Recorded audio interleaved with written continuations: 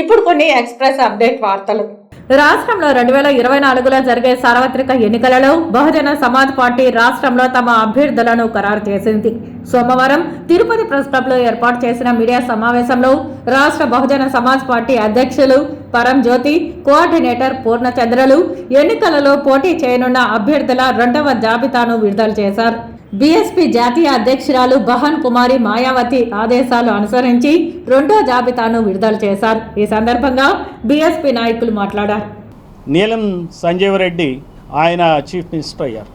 ఇక తర్వాత సంగతి మీకు అందరికీ తెలిసిందే. గత 15 ఎలక్షన్లో ఎంతమంది రెడ్డి సీఎంస్ అయ్యారు, వాళ్ళకి పోటాపోటీగా కమ్మ సామాజిక వర్గం నుంచి ఎంతమంది సీఎంస్ అయ్యారో మనకు తెలిసిన విషయం. అయితే ఈ విడిపోవటం వలన బహుజనులకి నష్టం జరిగింది. లేకపోతే పెరియార్ వాదం కనుక ప్రబలినట్లుంటే ఇక్కడ అట్టడుగు వర్గాల చేతిలో ప్రజాస్వామ్యం ఉండేది. అట్టడుగు వర్గాలు డెవలప్ అయ్యాయి.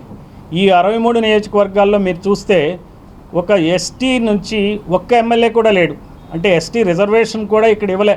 ఎస్టీల యొక్క సంఖ్య చూస్తే మన రాష్ట్రంలో 6.6% ఉంటుంది. దాదాపుగా 12 మంది ఎమ్మెల్యేలు ఉండాలి.